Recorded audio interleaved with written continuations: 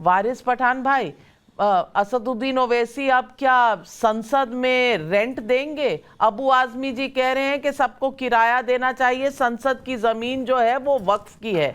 अब ये बता दीजिए, संसद की जमीन ले लीजिए, इंडिया गेट ले लीजिए, ताजमहल ले लीजिए, बचा क्या? संविधान बचाओ, संविधान बचाओ। संसद ही नहीं बचेगा तो संविधान कौन बचाएगा?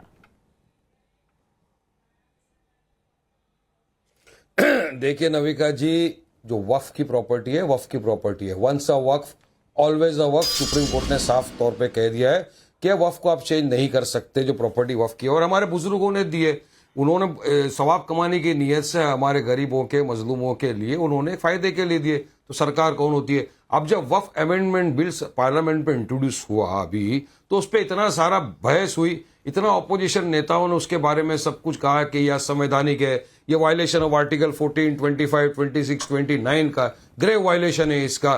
तो उसके बाद में सरकार ने उसको एक जेपीसी की कमेटी का गठन किया। अब जेपीसी की कमेटी का गठन हो चुका है, हर जगह शहरों शहरों में जाकर उन लोग कमेटी की मीटिंग हो रही है। हमारी भी पार्टी के सदर बैरिस्टर असदुद्दीन ओवैसी साहब उस कमेटी का हिस्सा है। अब लोग वहां पे आ रहे हैं, बातें रख रहे हैं, फैक्ट्स दे रहे हैं कि किया ये जमीन वक्फ की है, क्यों आप इसको नहीं हटा सकते। वहीं पर मुस्लिम पर्सनल लॉ बोर्ड ने क्यूआर कोड निकाला था। उन्होंने कहा जिसको ऑब्जेक्शन है, 15 दिन का टाइम दिया, वो अपना ऑब्जेक्शन इस क्यूआर कोड के जरिए रजिस्टर करे। यकीन मानो, करोड़ों के हिसाब से लोगों ने वहां पर ऑब्जेक्शन दायर किया है। करोड़ों के हिसाब से लोगों ने कहा नहीं, ये वक्फ हमारी जमीन है, ये हमारे मजलूमों का, गरीबों का हक है, हमारी मस्जिद है, हमारे मदरसा है, हमारे ऑर्फनेज उसके अंदर है।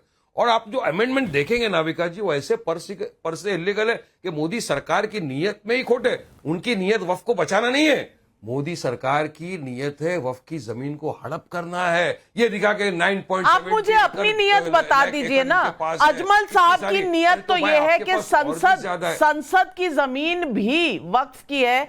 आप संसद की जमीन भी वक्फ की मानते हैं? कह दिया सो कह दिया। देखिए अजमल साहब ने जो कहा वो मैंने सुना है। अगर वक्फ की जमीन है दे देना पड़ेगा। आप कैसा ले सकते हैं? वक्फ की अगर जमीन है तो वक्फ को वापस करना पड़ेगा, आपको देना पड़ेगा। देखो मैं वही बता रहा हूं ना, सरकार की नीयत देखो घुमा रही है गोल गोल गोल गोल। अरे लिमिटेशन का कानून हटा दिया वक्फ के ऊपर से, आपने सारे अधिकार कलेक्टर को दे दिए। वो जाके वक्फ ट्रिब्यूनल के भी अधिकार ले लेगा, वक्फ बोर्ड के अधिकार छीन लेगा। जो कलेक्टर और एसडीएम बोलेंगे वो सबको मानना पड़ेगा। पहले कुछ वक्फ में प्रॉब्लम होता था तो 2 साल की सजा होती थी, नॉन बेलेबल ऑफेंस किया था। अब मोदी सरकार ने उसको बेलेबल कर दिया। लिमिटेशन का पीरियड आप हटा देते हो। आप हर रिश्ते से किसी ना किसी तरह से मुसलमानों को सताने का ये काम कर रहे हो, पोलराइज करने की कोशिश कर रहे हो। कहां सताए जा रहे हैं? अब तो सब लोग रेंट देंगे, सब सांसद रेंट देंगे, जीएसटी के साथ देंगे कि बगैर देंगे, ये शायद शहजाद पूनावाला जी बताएंगे। शहजाद पूनावाला जी, अब तो असदुद्दीन ओवैसी जी को भी रेंट देना पड़ेगा क्योंकि सांसद है और संसद की जमीन जो है वो वक्फ की है। अखिलेश जी भी शायद रेंट देंगे। अब शहजाद पूनावाला, 1924 में बनी हुई संसद की जमीन भी वक्फ की हो गई, अब क्या किया जाए? देखिए नाविका, वक्फ तो बहाना है, असलियत में मुसलमानों को भड़काना है, वोट बैंक को चमकाना है और वक्फ के नाम पर बीबीसी भड़काओ भाईजान कमेटी काम पर। ये सीए के नाम पर भी यही डिबेट 6 महीने पहले करते थे ना, नागरिकता छिन जाएगी, नागरिकता छिन जाएगी। कितनी नागरिकता छिनी? एक को नहीं। वैसे वक्फ की जमीन के माध्यम से राजनीतिक जमीन और वोट बैंक की जमीन पक्की करने का मॉडल है। वैसे मैं आगे बढ़ूं उससे पहले बता दूं, इन्होंने तो केवल पार्लियामेंट को क्लेम किया है नाविका जी। राम जन्मभूमि, कृष्ण जन्मभूमि, ताजमहल, 1500 साल पुराना गांव, क्योंकि कुरान पाक तो 1400 साल पहले नाजिल हुआ था, उससे पहले का गांव क्लेम करना, तमिलनाडु का, छत्तीसगढ़ में तहसील ऑफिस, म्युनिसिपल हेडक्वार्टर सूरत की, गुजरात हाईकोर्ट, सब कुछ क्लेम कर दिया। नाविका जी आपका घर बच गया है, एड्रेस मत दीजिए, वो भी क्लेम कर देंगे। पर मैं आना चाहता हूं मुद्दे पर। ये असीमित ताकत वाली बातें कौन कर रहा है?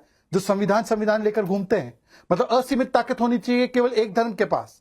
क्या जैनों में है? क्या ईसाइयों में है? क्या और किसी धर्म के पास ऐसी तंजीम है? क्या नहीं है? ट्राइब्यूनल में मामला जाएगा, ऐसा है? नहीं है। दूसरी बात, ये क्या संशोधन कोई हिंदुओं ने प्रपोज किया था? Sachar committee report, Rahman Khan report, मुसलमानों ने, मुसलमान बेवाओं को, अनाथों को, यतीमों को अधिकार मिलेगा क्योंकि लैंड ग्रैबिंग हो रही है।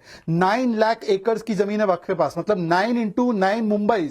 9 मुंबई जितनी जमीन, इनकम कितनी 200 करोड़, 12,000 करोड़ की इनकम कहां जा रही है? यही अमीर मुसलमानों के पास, और इसीलिए पसमानदा को अधिकार ना मिले, इसलिए यह साजिश रची जा रही है, ये सब अपर कास्ट मुस्लिमों के द्वारा। और आखिरी 10 सेकंड लेकर बात करना चाहता हूं। एक तो वक्फ है जो जमीन हड़पता है, पर वक्फ के ऊपर एक बड़ा जमीन ग्रैबर, मतलब कि चोर, और चोर के ऊपर महाचोर, एमसी। ये एमसी कौन है? ये महाचोर है कांग्रेस। ये मणिपड़ी रिपोर्ट है, टाइम्स ऑफ इंडिया में बहुत वर्ष पहले छपी भी थी। इस टाइम्स ऑफ इंडिया की रिपोर्ट में और मणिपड़ी रिपोर्ट में लिखा है कि मल्लिकार्जुन खड़गे, रहमान खान, जाफर शरीफ, रोशन बेग, धर्म सिंह, कमरुल इस्लाम, एनए हैरिस, इन लोगों ने मिलकर 50,000 एकड़ में से 27,000 एकड़, मतलब 2 लाख करोड़ की जमीन लूट ली है। दूसरी बात, जो पार्लियामेंट की बात कर रहे ना, टाइम्स ऑफ इंडिया और इकोनॉमिक टाइम्स ने स्टडी किया था इस पूरे विषय में। एक पीआईएल हाईकोर्ट में गई थी। वो पीआईएल थी कि 6 जो प्रॉपर्टीज थी पास में सेंट्रल विस्टा के, वो जमीन को गवर्नमेंट ऑफ इंडिया ने छुआ नहीं था, वो जमीन वक्फ की थी, पार्लियामेंट की नहीं। और हाईकोर्ट ने बोला भाई इस पे कुछ हो ही नहीं रहा, आपकी जमीन आपके पास है, जब गवर्नमेंट कुछ करेगी उस पर तब आना हमारे पास। ये है वो पूरी रिपोर्ट। पर नहीं, हर कुछ हमको हड़पना है, ये राजनीतिक जमीन हड़पने के लिए, वोट बैंक की जमीन तराशने के लिए किया जा रहा है। सवाल यही है, और आज अनुराग भदौरिया जी मैं आपसे पूछूंगी। अबू आजमी जी कह रहे हैं कि सबको किराया भरना पड़ेगा, तो किराया क्या जीएसटी के साथ भरना शुरू कर देना चाहिए? 37 एमपी आए हैं जीत कर, सारे सांसद हैं, अब किराया दीजिए, क्योंकि संसद की जमीन वक्फ की हो गई, जहां रुमाल रख दिया वो वक्फ की प्रॉपर्टी हो गई। और मेरे फ्लैट की शहजाद पूनावाला जी बात मत करिए, जमीन पर नहीं है, फ्लैट है दूसरे मंजिल पर, हवा में लटक रही हूं, हवा भी क्या वक्फ की हो जाएगी अनुराग भदौरिया जी?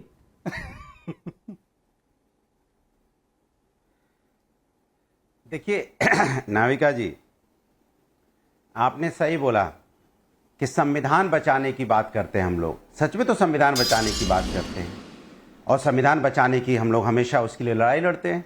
जेपीसी बनाई गई है ना, ज्वाइंट पार्लियामेंट कमेटी क्यों बनाई गई है? इसलिए बनाई गई ना कि सच का सच, दूध का दूध, पानी का पानी हो जाए।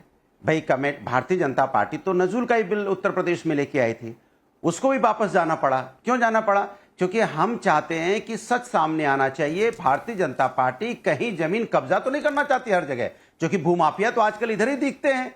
जब अयोध्या में भूमाफिया देखने को मिले, जिस तरह से वहां पे जमीन पे कब्जेदारी आपने देखी, तो जाहिर सी बात है ये तो कहीं भी भूमाफिया पैदा हो जाते हैं ना बीजेपी में। तो क्यों नजूल की जमीन पे ना भूमाफिया पैदा हो जाए, कहीं वक्फ बोर्ड पे तो ना भारतीय जनता पार्टी की नजर है। इसलिए पार्लियामेंट में बिल आया, फिर जेपीसी में गया, जेपीसी में सभी पार्टी के सदस्य हैं, वहां पे बहस चल रही है, वहां पे मीटिंगें चल रही हैं। आम सामने आ जाएगा, टेबल पे आ जाएगा, क्या सच है, क्या होना है, क्या नहीं होना है। इसके लिए इतना हल्ला मचाने की तो जरूरत नहीं है। हाँ, हो सकता है कि भारतीय जनता पार्टी इसका एक प्रोपेगेंडा, जब तक जेपीसी का नहीं आता, रिपोर्ट नहीं सामने आती, तब तक एक प्रोपेगेंडा बनाने की कोशिश तो कर सकती है कि नहीं नहीं नहीं ऐसा वो बताएं, ये बताएं, वो कैसा होगा, ये कैसा होगा, वो क्या हुआ, अरे क्या भाई, कहां क्या बोल रहे हो, कुछ भी बोल रहे हो। भाई जेपीसी पे विश्वास है कि नहीं इस देश को? संविधान पे विश्वास है कि नहीं इस देश को? सबको विश्वास है, लेकिन भारतीय जनता पार्टी को नहीं है। लब लब लब लब लब कर रहे हैं हर बात में, लब लब लब लब लब लब लब लब लब लब, ये बताएं, वो पकड़ें, ये पकड़ें। अरे क्या पकड़ें, क्या बताएं? भाई संविधान पे विश्वास रखिए। जेपीसी का अभी चल रही है मीटिंग, जेपीसी अपनी रिपोर्ट पार्लियामेंट में पेश करेगी, आपको पता चल जाएगा क्या है। इसीलिए तो जेपीसी में गई ना, आप जमीन कब्जा करने के चक्कर में थे, आप चाहते थे बदरुद्दीन अजमल को आपने लो नहीं कहा, आप बीजेपी को लो कर रहे हैं, बीजेपी कर रही है। शहजाद पूनावाला जी जवाब दे।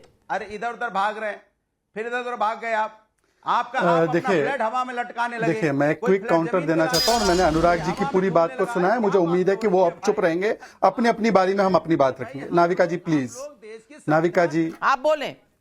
नाविका जी प्लीज डिस्टर्बेंस बंद कीजिए ताकि एक सार्थक चर्चा। हाँ देखिए, इन्होंने अभी बोला कि जेपीसी पे विश्वास नहीं है।